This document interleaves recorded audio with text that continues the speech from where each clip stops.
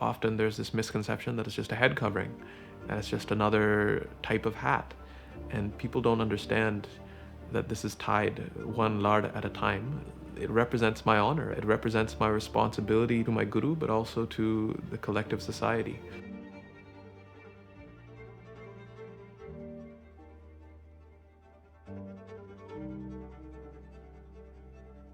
Baltej Singh Dhillon, born in Malaysia, came to Canada as a young man. He was in the middle of training, and that's when he was told that he could join the RCMP, but he would have to cut his beard and he couldn't keep his Dastaar. In terms of context, at the time that Baltej Singh Dhillon was joining the RCMP, it was unprecedented and no one had really seen a Sikh try and take on a federal role like that. The Reform Party was far-right Canadian political party that doesn't exist anymore. They passed a resolution saying that if they come to power, they will not allow a turban in the RCMP, to be very honest. The RCMP, they have an image that they want to maintain as an icon of Canada, that the Stetson and the red blazer, that this is what the RCMP represents. It's an image that's associated with Canada. And they said that, well, we don't want to mess that image up, and that if someone wants to join us, well, then you're gonna have to look the part. We joined as interveners to be able to give the court an understanding of the significance of the Dastaar and the case, that it's not a symbol, it is an article of faith.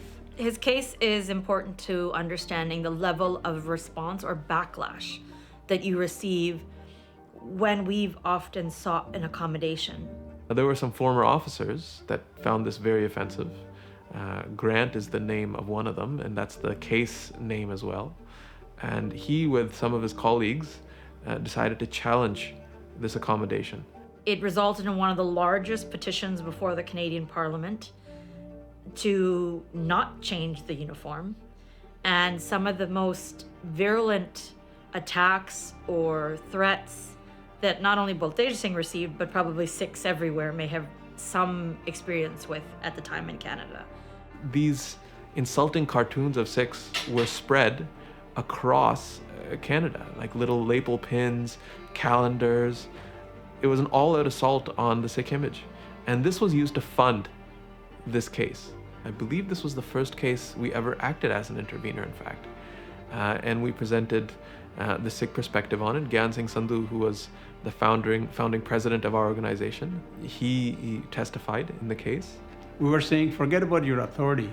Sikh Dastaar, turban is an article of faith, cannot be removed. Period. That was our argument, that you have to present from that angle. So Baltej Singh Dhillon's case, much like the Multani case when we look at turbans,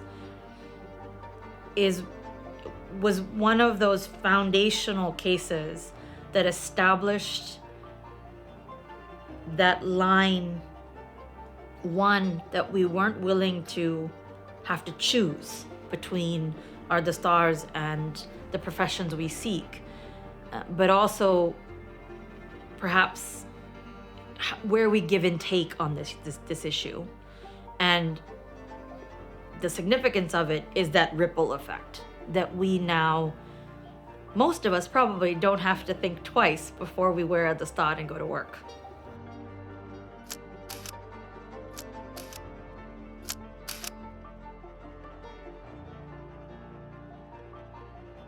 So Quebec first actually banned girls wearing the hijab.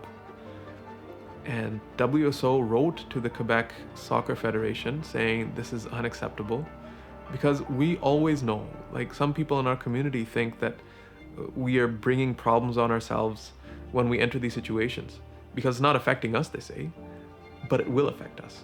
If you limit anyone's religious rights, it will eventually come back to you. If you limit theirs, then one day they'll limit yours as well. So that's exactly what happened. We wrote in, we protested it legally, but then it came to the patka. So they then said, kids wearing the patka, they will not be able to play soccer anymore. That set off a firestorm. So across the country, the news broke.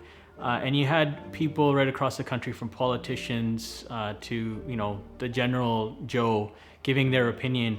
But for the most part, people were saying, like, it doesn't make sense. You know, these are kids, just let them play soccer. It was foreshadowing the issues that Quebec is having today, which is an intolerance towards people that look different. So we caught onto these things much before they became the problem they are today. Canadian Soccer Association actually stood up and said, no, Sikhs are wearing patkas and head coverings all across Canada without issue, that there's no reason why you should be banning it. And they actually suspended the Quebec Soccer Federation for not allowing the wearing of the patka or the Dastaar. So WSO engaged with FIFA in a dialogue around the Dastaar and, you know, what its purposes and significance was, and how accommodations in the past had been provided for other sports. Eventually, FIFA also then clarified that their rules do not ban the wearing of these head coverings, and they set the rules that it should match the jersey, and the problem got solved. But it was actually not fought in the courts, it was fought in the arena of public opinion and fought through the media. We presented this story from the perspective of a young Sikh, Rasnam Singh is his name. Rasnam Singh's image of him holding a soccer ball and looking sad because he wasn't allowed to play anymore, it resonated with Canadians. It resonated with the general public, saying that, why are you stopping this person from playing? And on the other side, you had the Quebec Soccer Federation saying, well, they can play in their backyards. And that was felt as insulting by the vast majority of people who heard it. Whenever this controversy has come up in basketball or karate, the answer has been, well, if other sports allow it, then what's your problem? So once you have a precedent, you can use it in other settings.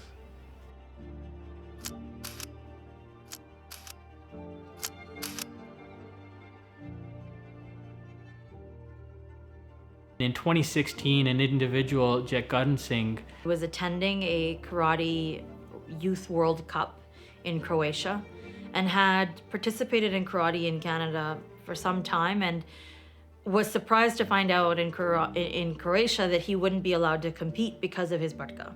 And this was obviously a big problem. His family reached out to us, and we worked with them to prepare a brief using our experience based on the soccer issue, based on our basketball advocacy, and we gave them a document that was solid, and that was presented to the World Karate Federation, and they made the right decision, which was to allow Sikhs to wear a head covering.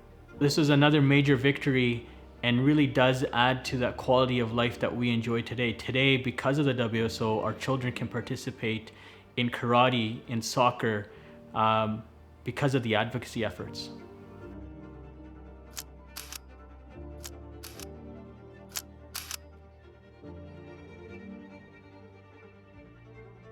Pradeep Singh Nagra was a light flyweight champion in 1999 in Ontario. And he had his eyes set to join the Olympic Games, and he ran into an issue. The Canadian Amateur Boxing Association stopped him from his fights, citing that boxers aren't allowed any facial hair. When he was excluded from competing, the WSO had a press conference, and if you look at the pictures, you can see the big WSO banner behind Pradeep. And that's part of what WSO does, which is when someone has a problem, WSO reaches out and stands with you. If nothing else, when you're alone fighting these fights, it's good to know you have someone beside you. And that's also a big thing that WSO does. We don't just fight these big cases, but whenever there's a problem that a Sikh is facing, we will stand with that person and say, you're not alone.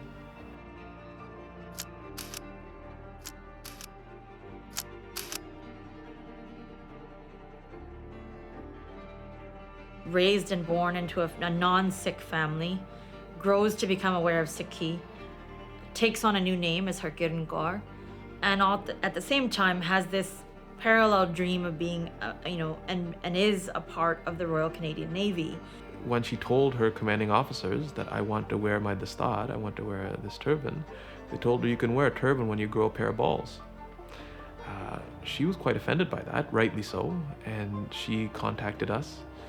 We escalated it to the Navy, the Canadian Armed Forces, and we said, well, if men can wear a turban, then what should be the issue if a woman wants to wear it? And so we were able to provide the information that her commanding officers needed to understand her Dastaar. And it's that I think that is important here, is that it wasn't a legal battle. It didn't escalate to that. It was really an opportunity to provide information and open dialogue. To see something like this accommodated means that we've shifted away from institutional and structural racism to actually engaging in relationship and conversation and asking people why they live their lives the way that they do. And understanding that within a Canadian framework, if someone has a sincerely held religious belief, then your judgment of their religious belief does not guide whether or not they are accommodated in the workplace. There are reasonable people in this world. Canadians are very reasonable. They will understand. Sure, you find a percentage among Canadians, who would never understand. That's fine. That's who we are as a society. You have some of the people like that. But majority are very accommodating and very understanding. When you explain it to them, they will accept it.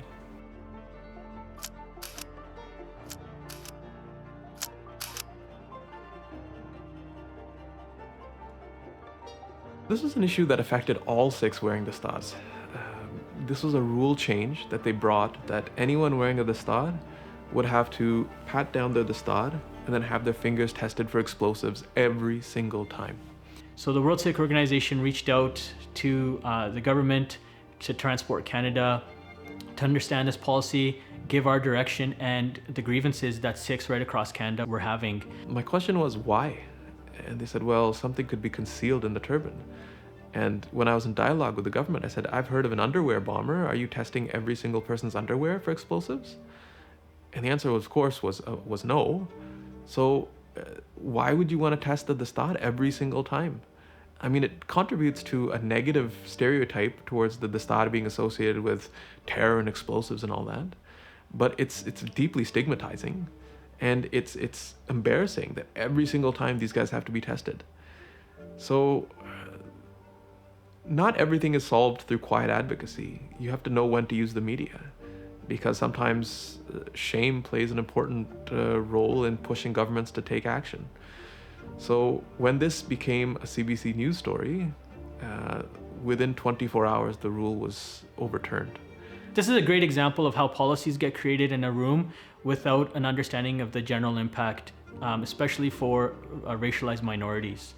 And having an organization like WSO is vital to speak for Sikhs and be able to give an understanding of what a Dastaar is, how it should be handled, and also how Sikhs with Dastaars are unfairly being targeted.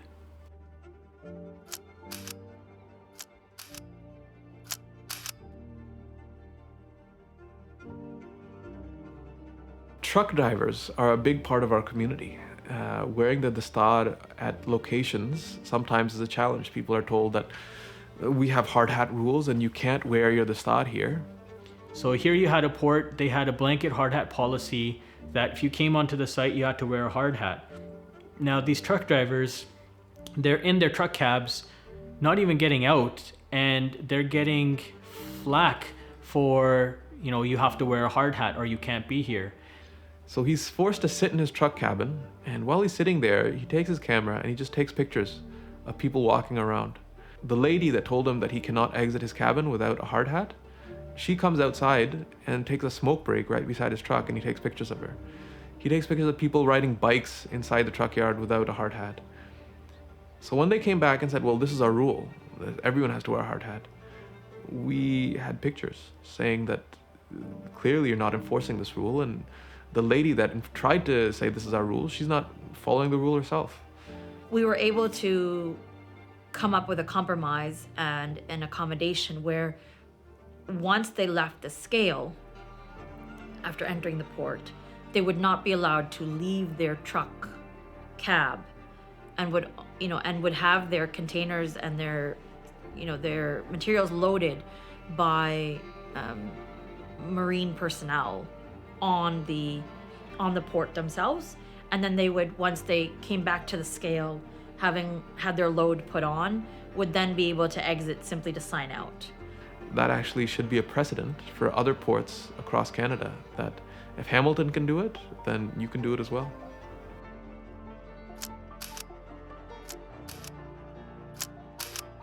We're demonstrating on a daily basis that we have fundamental and critical Sikh values and principles that are important to each of us as Sikhs, but also as a community.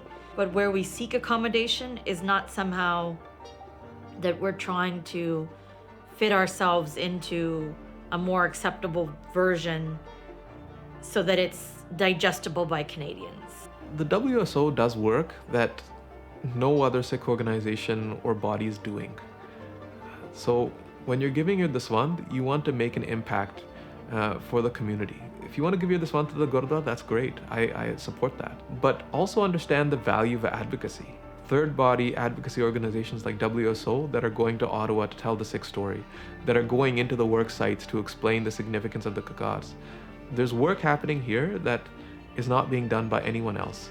And I really do say, just look at the work, and if you think there's value in the work WSO is doing, then support us.